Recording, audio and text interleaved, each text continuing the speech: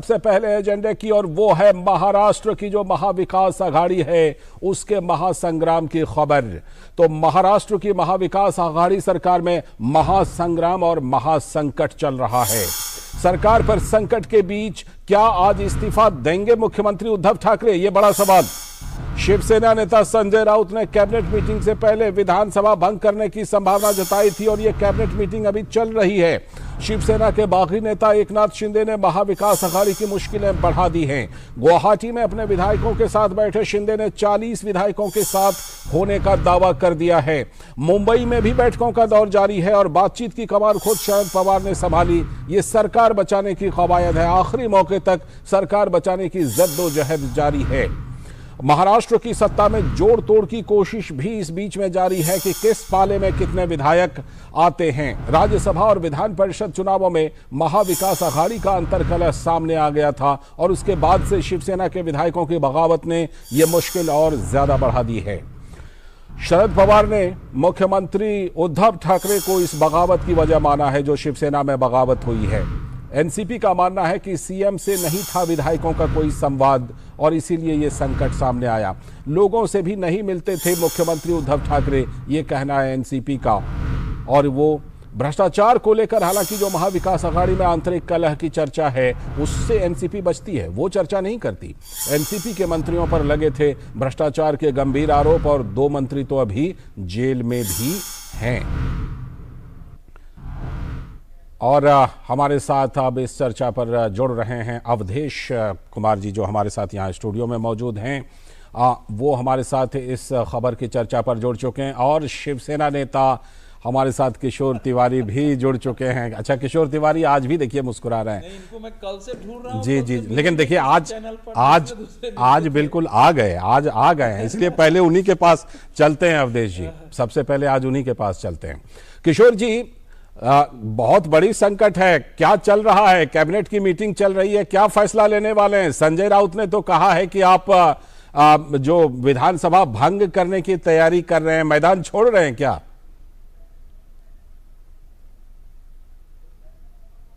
किशोर जी जरा अनम्यूट करके बोलिए, आपकी आवाज पहुंचनी बहुत जरूरी है आज। अरे मैंने तो अनम्यूट किया है। हाँ ठीक है, अब आ रही है, अब आपकी आवाज आ रही है। आपके तरफ से म्यूट करके रखा था, ये तो गलत है। नहीं बिल्कुल हम म्यूट नहीं करेंगे। मैं बताता हूँ लालचंद जी, ऐसी परिस्थिति आ गई है कि अभी अभी मेरा अकोले का विधायक वो हार्ट अटैक आ गया था उसको कल, और उसको फिर वापस लाया गया और चार्टर प्लेन दिया। चार्टर प्लेन वो जी ने बना के दिया। तो वो अकोला पहुंचने के बाद उसने बताया कि भाई मुझे अटैक वटैक कुछ नहीं आया था, मुझे 100-200 पुलिस ने जबरन अस्पताल में भर्ती किया था। अच्छा। और इंजेक्शन दिए और मुझ पे कोई शस्त्रक्रिया भी करने वाले थे, तो मैंने कैसे तो भी जान बचाई और पैर पड़कर मैं भाग के आया हूं और मैं उद्धव ठाकरे के साथ हूं। तो आप कहना क्या चाह रहे हैं किशोर जी कि वो जो 40 के 40 विधायकों का दावा कर रहे हैं उन सबको जबरन पकड़ लिया गया, ये कहना चाह रहे हैं क्या? नहीं, ये देखो मैं बताता हूं, वहां पे सवेरे सवेरे और दो लोग हमने भी भेजे थे, तो 2 लोगों ने वहां से बात कर ली है कि वहां के 14-15 लोग कह रहे कि वह पहले ही अच्छा था। क्योंकि क्या हुआ, शिवसेना के लोग है ना, ये कार्यकर्ता लोग हैं और ये जमीन पे चुन के आते हैं और जमीन पे शिवसेना का बहुत विरोध हो रहा है। यही दावा तो एकनाथ शिंदे कर रहे हैं, कह रहे हैं कि जमीन से उद्धव ठाकरे कट गए थे, इसीलिए हम सारे लोग मिलकर के जमीन से जुड़े रहना चाहते हैं जो जमीन बाला साहब ने दिखाई थी। लौटता हूं आपके पास। अवधेश जी, शिवसेना में पहले भी बगावत हुए, नारायण राणे ने भी बगावत की है, इस बार की बगावत क्या बहुत बड़ी लग रही है जो एकनाथ शिंदे के नेतृत्व में हुई है? और क्या लगता है कि शिवसेना अब सरकार बचाने की स्थिति में है या नहीं? देखिए, पहले के जो विद्रोह हुए हैं वो नेतृत्व के पर कुछ आरोप लगाते हुए, छोटे मोटे आरोपों से हमारी अनदेखी हुई है या जो कुछ भी हुआ है उसके कारण हुए हैं। वो सामान्य विद्रोह है जो पार्टियों में होता है, लोग निकलते हैं उसमें। अभी जो विद्रोह है एक असाधारण स्थिति है शिवसेना के लिए। मैं कल से बोल रहा हूं, किशोर तिवारी जी बहुत पुराने पत्रकार हैं और बहुत शानदार व्यक्ति भी हैं।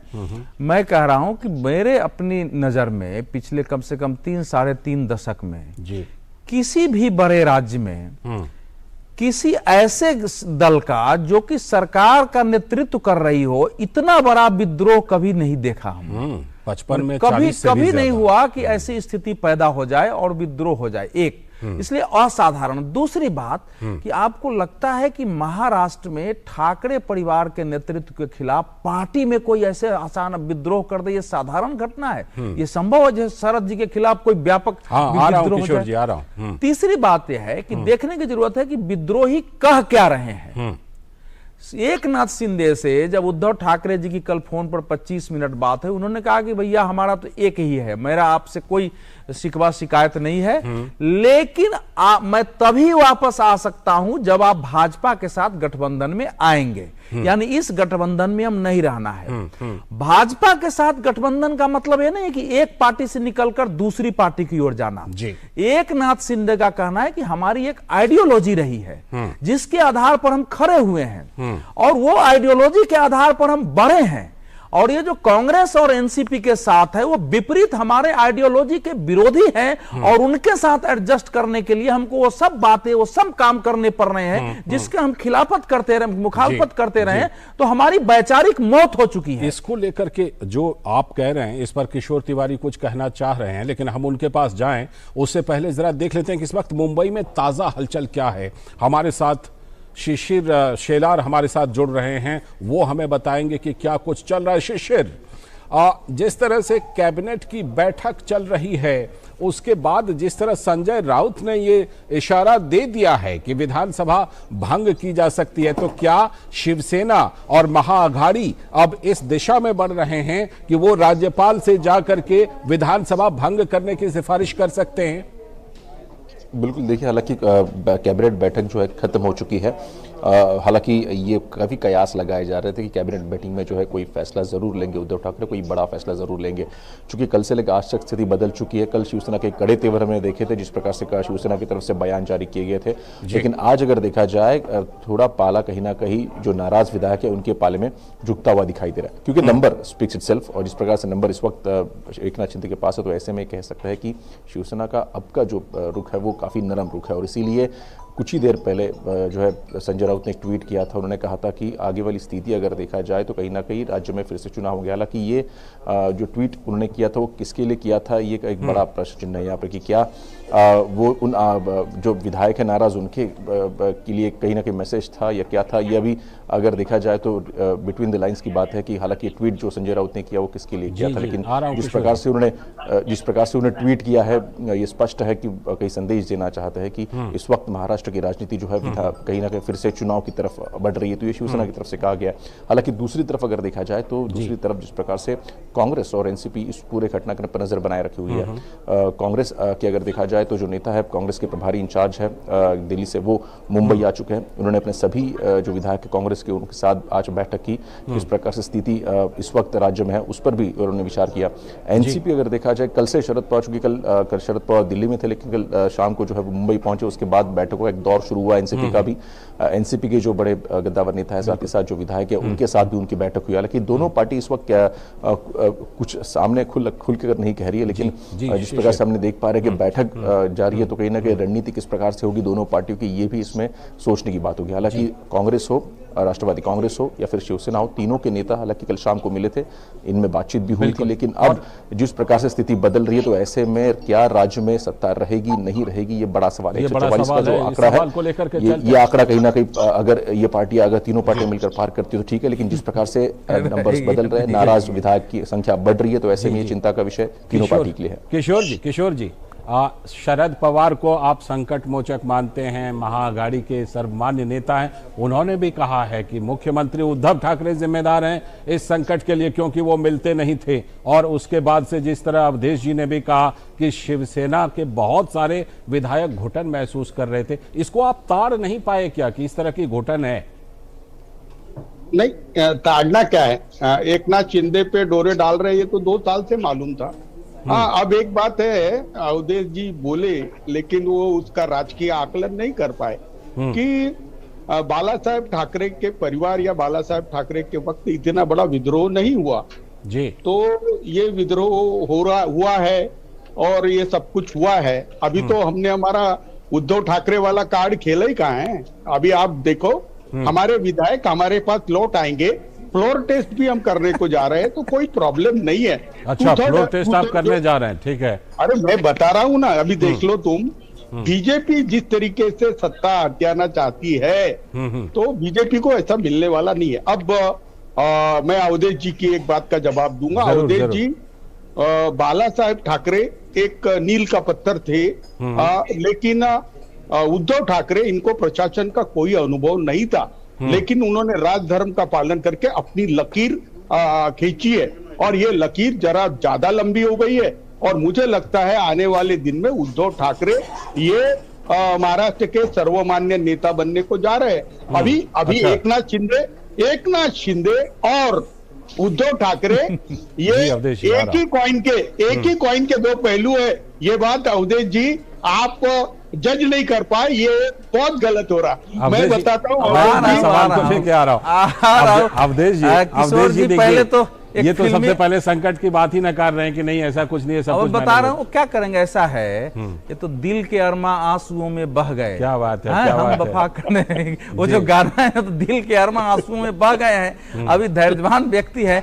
इराक का जब युद्ध चल रहा था तो वहां का सूचना मंत्री था, चारों तरफ अमेरिका जीत रही थी, और वो टीवी के सामने आया पहले, दूसरे, तीसरे दिन तो बोला कि वेस्टर्न मीडिया तो पूरा उल्टा फैला रही है, अमेरिका हार रहा है। और 3 दिन बाद इराक बगदाद का पतन हो गया, और कहां चले गए। तो अभी किशोर जी की वही हालत है।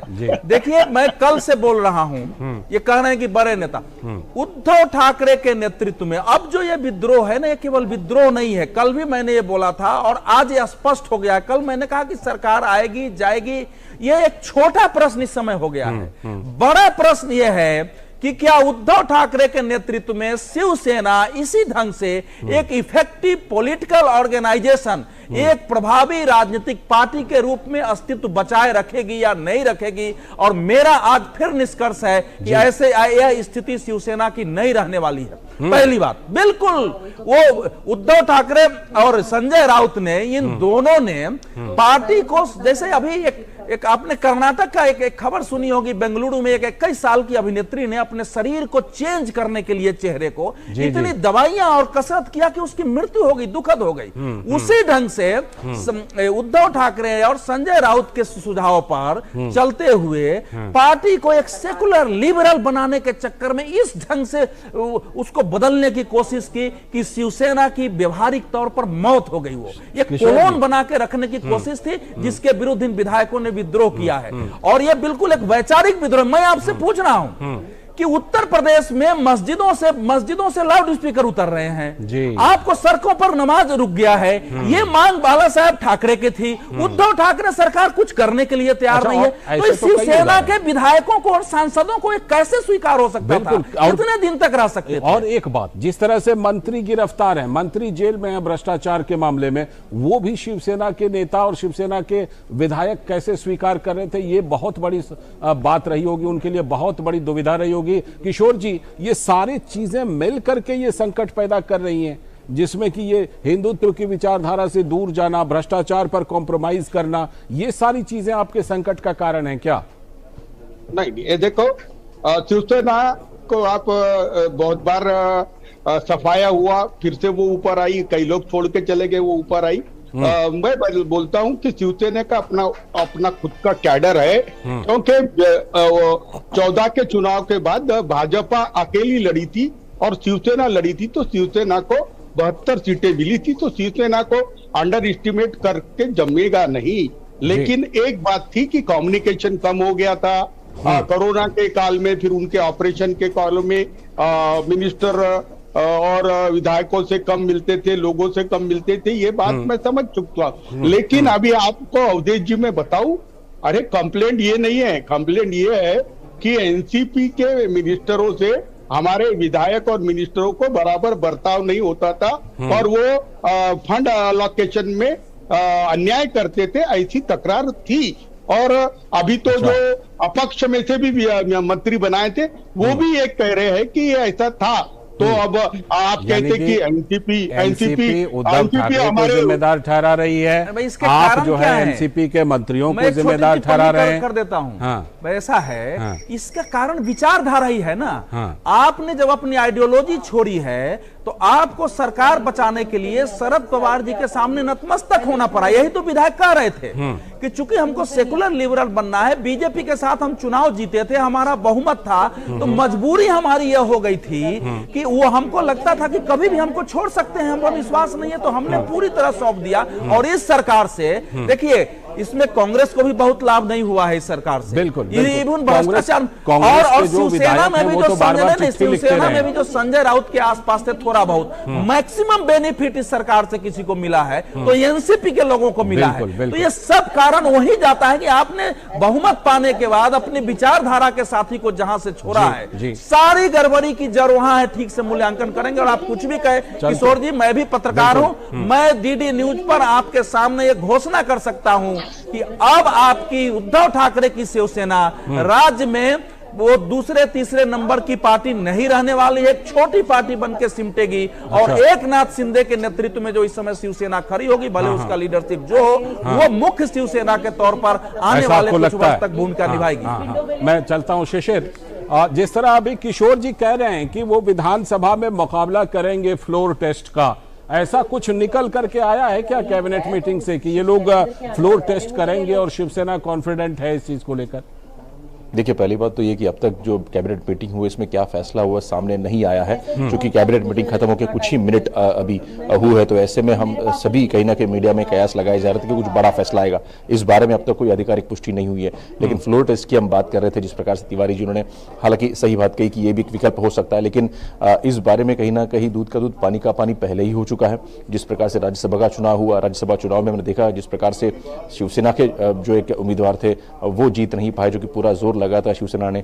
फिर महाविकास आघाड़ी सरकार को और एक मौका मिला विधान परिषद में, लेकिन विधान परिषद भी वो चूक गए। तो ऐसे में फ्लोर टेस्ट की जब बात करते हैं तो ऐसे में 2 बार आप राज्यसभा और विधान परिषद में हालांकि चूके हैं, तो फ्लोर टेस्ट अगर करेंगे तो ये 2 धारी तलवार होगी, उसमें कुछ भी हो सकता है। तो ये भी कहीं ना कहीं चीज सामने आ रही है। तो ऐसे में देखना होगा कि किस प्रकार से महाविकास आघाड़ी सरकार और शिवसेना इसको लेकर आगे बढ़ती है। फ्लोर टेस्ट तो होना चाहिए, फ्लोर टेस्ट होना चाहिए। अंततः निर्णय हम लोग चाहते हैं कि देखिए, निर्णय तो बहुमत का वहीं से हो।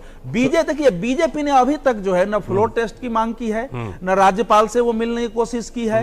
बीजेपी शांति से देख रही है कि पहले सब। अरे शांति तो नहीं अवधेश जी, शांति तो नहीं। अरे इतना खराब नहीं था। कह रहे उद्धव जी ने 25 मिनट बात की है, आपके नेता पूरी जिम्मेदारी बंदिश नहीं थी, इतनी बंदिश। किशोर जी, आप क्या पूरी जिम्मेदारी बीजेपी पर डालना चाहते हैं कि बीजेपी ने ये सारा कुछ किया है? जी, वो चार्टर प्लेन और ये होटल तो 5 दिन से बुक था। ये पूरा मास्टर प्लान अमित शाह चला रहे हैं और ये दिल्ली वालों की करतूत है। ऐसा कहने का कोई आधार है किशोर जी? ऐसा कहने का कुछ आधार है? अरे अगुवाई में आसाम के मुख्यमंत्री थे खड़े और प्लेन भी उनका ही है। चार्टर प्लेन अकोला में उतरा, वो भी उनका ही है। देखिए, बीजेपी सत्ता के बाहर रह नहीं सकती। बीजेपी की करनी कर्तव्य में बहुत फर्क हो गया। बीजेपी को महाराष्ट्र की जनता अपनी जगह दिखाएगी। ये भी मैं मेरे 40 साल के अनुभव से बता रहा हूँ। बीजेपी और 2022 में ये हिंदुत्व वगैरह सामाजिक न्याय के साथ टीका पड़ गया है। अवधेश जी, जिम्मेदारी बीजेपी पर डाल रहे हैं। हो सकता है थोड़ी देर के लिए अगर मान भी लेते हैं कि बीजेपी ने इस चीज को हवा दी, लेकिन सवाल है कि पहले वो गैप बना और उस गैप बनने के पीछे जो हम कारण जिसका विश्लेषण कर रहे हैं कि हिंदुत्व के लाइन से काफी दूर चली गई शिवसेना, भ्रष्टाचार पर कॉम्प्रोमाइज कर लिया, इसके वजह से ये एक बड़ा गैप बना, जो कि शिवसेना में इतना बड़ा विद्रोह पहले कभी नहीं हुआ था। अब वो इतना बड़ा विद्रोह दिखाई पड़ रहा है। नहीं, देखिए, इसको सरलीकरण कर दें कोई अलग बात है। पहले तो बीजेपी की भूमिका देख लीजिए। बीजेपी में इतना ही हुआ होगा कि बीजेपी जाहिर है उसके साथ आप चुनाव जीते थे, जनता ने बहुमत दिया था भाजपा शिवसेना को, और संजय राउत जो है उनके रहते हुए शिवसेना को किसी दुश्मन की आवश्यकता ही नहीं थी। हमारे यहाँ एक बिहार में कहावत है कि एक यहाँ क्या बोलते हैं, कुल्हाड़ी हाँ। तो कुल्हाड़ी में जो बांस लगता है ना बेंट, उसी से कुल्हाड़ी बांस को काटता है। तो उनके रहते दुश्मन की आवश्यकता ही नहीं थी। तो उन्होंने इनको मुख्यमंत्री पद के लिए पता नहीं कैसे मान गए, क्या हुआ उस पर मैं नहीं जाऊंगा। तो भारतीय जनता पार्टी के अंदर पीड़ा होगी, क्षोभ होगा, गुस्सा होगा, प्रतिशोध का भाव भी होगा। लेकिन इस कांड में जो मुझे दिखा, बीजेपी ने यही किया होगा कि एकनाथ शिंदे को कहा होगा कि भाई देखो अभी हम कुछ नहीं करने वाले हैं, आप विद्रोह करिए, आप विद्रोह करिए, संख्या बल दिखाइए। हाँ, अगर आपको दिक्कत होगी तो हम आपको प्रोटेक्शन देंगे, अगर आपके साथ जबरदस्ती होगी तो हम आपको बचाएंगे, लेकिन हम इस खेल में शामिल नहीं होंगे, वो आप कर लीजिए। तो चूंकि अब उन्होंने दिखा दिया कि हम ऐसा कर सकते हैं। सूरत में बीजेपी ने ज्यादा नहीं किया उनके लिए। सूरतपुर में शिवसेना के लोग आके मिल रहे थे कि नहीं, आए थे मुंबई से, मिले, वहां से बात कराई उद्धव ठाकरे से। लेकिन जब फाइनल देख लिया बीजेपी के, नहीं एकनाथ शिंदे का विद्रोह सही है, संख्या बल पर्याप्त है और अब समस्या बढ़ सकती है वहां से, तब जाकर के वो वहां सिर्फ एक लाइन और बोल दूं। और किशोर जी, वहां कामाख्या माई का मंदिर है, तो वहां जादू टोना, भूत प्रेत, पिशाच सबसे रक्षा होती है। तो विधायक सबको लेके उसकी रक्षा वहां रक्षा सूत्र बना के वहां रखा गया है। अब आप नहीं बिगाड़ सकते हैं। हाँ, लेकिन किशोर जी का आरोप है कि जादू टोना कर रहे हैं, जादू टोना से रक्षा नहीं कर रहे हैं। शिशिर, यहाँ पर जो केंद्रीय भाजपा बीजेपी है उसके इस मुद्दे पर बहुत ज्यादा प्रतिक्रिया नहीं मिल रही है, लेकिन क्या महाराष्ट्र बीजेपी के तरफ से कुछ इस पर बड़ी प्रतिक्रिया देखने को मिल रही है क्या पूरे घटनाक्रम में? बिल्कुल, देखिए जिस प्रकार से कल ये घटना घटी थी, जब सूरत में नाराज जो उम्मीदवार थे, जो सभी विधायक थे, वो जब गए थे तो वहां पर बीजेपी के जो प्रदेश अध्यक्ष है चंद्रकांत पाटिल ने एक प्रेस कॉन्फ्रेंस ली थी। उन्होंने कहा कि हम जो है इस पूरे, अगर देखा जाए, समर्थन नहीं कर, इस पूरे घटना को समर्थन नहीं कर रहे। हालांकि हम किसी भी प्रकार से सरकार गिराने का प्रयास इस वक्त नहीं कर रहे हैं। हालांकि एक बात उन्होंने काफी अरसे से चंद्रकांत पाटिल कह रहे हुए कहा है कि ये सरकार अगर गिरेगी तो अंतर्गत विरोध से, अंतर्गत कलह से। ये बार बार बीजेपी दोहराती रही है। कल भी ये बात जो है चंद्रकांत पाटिल ने दोहराई। उन्होंने कहा कि हम इस, अगर देखा जाए, इस पॉलिटिक्स में बिल्कुल इन्वॉल्व नहीं है इस वक्त। अगर देखा जाए कोई कांटेक्ट में भी, उन्होंने कहा कि बीजेपी जो है एकनाथ शिंदे के कांटेक्ट में नहीं है और ना ही जो है सत्ता स्थापना जो है प्रयास बीजेपी करेगी। हालांकि अब ये देखना होगा, चूंकि आंकड़े अगर बदल जाते हैं तो ऐसे में जो एक बहुमत का आंकड़ा है वो कम हो जाता है। तो अब इसमें देखना होगा बीजेपी का अगला रुख क्या होगा, कि अगर एमवीए बहुमत के आंकड़े से चूकती है तो क्या बीजेपी स्वयं आगे आकर जो है सत्ता क्लेम कर सकती है या नहीं, ये भी देखना होगा। इसके बारे में कोई आधिकारिक बयान बीजेपी की तरफ से नहीं आया। जो इसका मतलब बीजेपी अपना पत्ता खोलेगी। अंकगणित देख लेंगे कि वहां टूटने के लायक 37 है कि नहीं। अगर 37 है तो सरकार जो है गई। अवधेश जी, फिलहाल लेकिन किशोर तिवारी जी जिस तरह डिनाइल मूड में, अच्छा खुश तो लग ही रहे हैं, डिनाइल मूड में भी लग रहे हैं। नहीं, केवल 21 है वहाँ। देखिए, किशोर तिवारी की इस नाते तो व्यक्तिगत प्रशंसा करनी चाहिए, बिल्कुल करनी भाषा में। इतने बड़े संकट में भी लोगों से बात कर रहा हूं मैं टेलीविजन पर, उनकी इतनी शांति से, इतनी गंभीरता से बात नहीं कर रहे हैं। ये बड़ी शांति से। किशोर जी क्या कर सकते हैं? किशोर जी के हाथ में तो लीडरशिप था नहीं। संजय राउत ने स्वयं को बताया कि देश का मैं इतना बड़ा पत्रकारों में तो पत्रकारों को जानता हूं, पत्रकारों को पिटवाना शुरू कर दिया। आपको लगता है कि संजय राउत की डॉक्ट्रिन जो है वो शिवसेना को लीड? सारे महाराष्ट्र में केवल शिवसेना में विद्रोह नहीं, अच्छे ब्यूरोक्रेट्स में विद्रोह है, पत्रकारों में नाराजगी, अच्छे बिजनेसमैन में, बुद्धिजीवी में, आर्टिस्ट में, सब में एक असंतोष शायद इसलिए क्योंकि बहुत खासकर संजय राउत के व्यवहार से सबके अंदर एक भाव पैदा हो गया। शायद इसलिए क्योंकि सबसे बड़े पत्रकार तो कुछ है ही नहीं। मैं तो इनको बताया भी था कि मैं तो डर से मुंबई नहीं गया हूँ, मुझे लोगों ने कहा कि अभी मत आइएगा, पता नहीं क्या हो जाए, आप बोलते रहते हैं इनके खिलाफ। चलिए, बहुत बहुत शुक्रिया। फिलहाल बहुत बहुत शुक्रिया किशोर तिवारी जी जुड़ने के लिए, अवधेश कुमार सिंह जी जुड़ने के लिए, और शिशिर आपका भी जुड़ने के लिए बहुत बहुत धन्यवाद। लेकिन आगे